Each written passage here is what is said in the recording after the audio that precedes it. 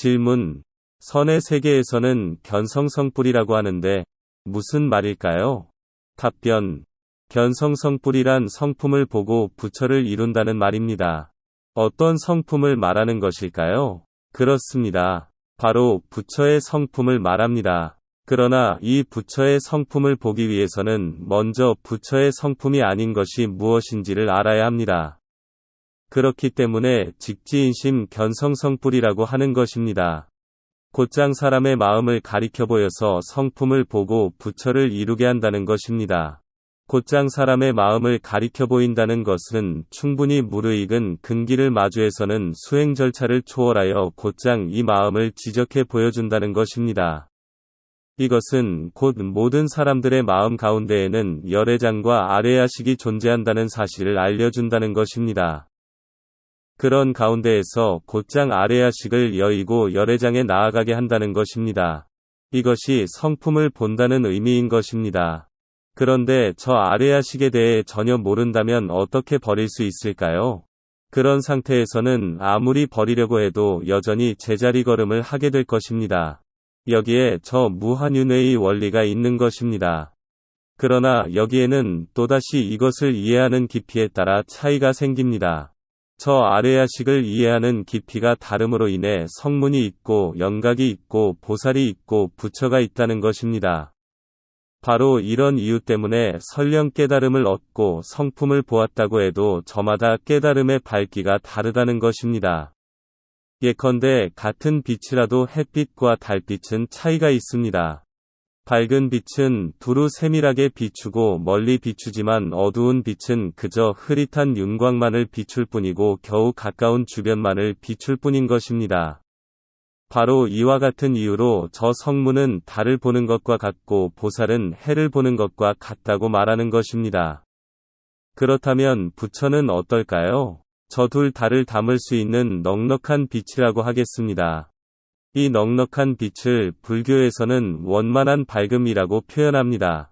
만약 어떤 수행자가 삼계는 허망하고 오직 텅 비어있음만이 진실이다. 따라서 모든 번뇌를 부수고 오직 공의 도리로 돌아가는 것만이 유일한 귀결처이다라고 한다면 이것이 과연 선에서 말하는 견성이고 성불일까요? 육조예능조사께서는 법보단경에서 이렇게 말합니다. 그대들의 본성은 허공과 같다.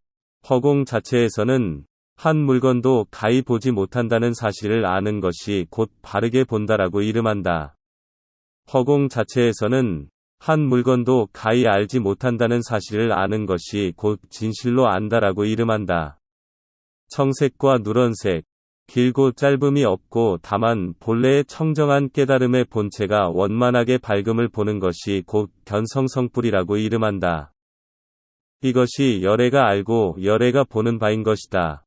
본성이 허공과 같다는 것은 참된 성품이란 일체의 걸림이 없고 막힘이 없다는 것입니다.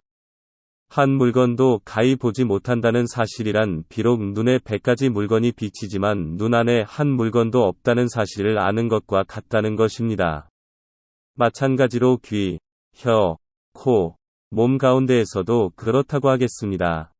한 물건도 가히 알지 못한다는 사실을 안다는 것이란 마치 저 물에 비친 산, 나무, 구름, 달 등이 모두 실체가 없는 그림자라는 것을 잘 아는 것처럼 저 마음에 비친 모든 것이 그림자와 같다는 것을 잘 안다는 것입니다. 청색과 누런색, 길고 짧음이 없다고 한 것은 분별이 없는 자리에 나아가는 것을 말합니다. 깨달음의 본체가 원만하게 밝다는 것은 곧 저 깨달음의 광채가 천지사방을 두루 밝힌다는 것입니다. 열애가 알고 보는 바라고 한 것은 곧 열애는 이 모든 법계를 이와 같이 알고 이와 같이 본다는 것입니다. 육조께서는 이러한 깨달음을 곧 견성성불이라고 말하고 있습니다. 선의 세계에서 이 직지인심 견성성불을 이해하는 것은 매우 중요합니다. 한 스님이 선사에게 물었습니다. 보살이 부처의 성품을 보는 것은 마치 낮에 해를 보는 것과 같고 성문이 부처의 성품을 보는 것은 마치 밤에 달을 보는 것과 같다고 하는데 화상께서는 어떤 성품을 보십니까? 이에 선사가 말했습니다. 하나의 붓이 갈고리에 걸려 있다. 그러자 이 스님이 물었습니다. 무슨 말입니까? 만리에 구름이 없으니 일천봉우리가 절벽처럼 우뚝하다. 그러자 이 스님이 말했습니다. 일러주셔서 감사합니다. 그러자 선사가 말했습니다. 틀렸다. 왜 선사는 틀렸다고 했을까요? 왜 틀렸는지를 안다면 곧장 물을 박차고 솟아올라 구름을 헤치고서 육조께서 견성성불이라고 한 뜻에 통하겠습니다.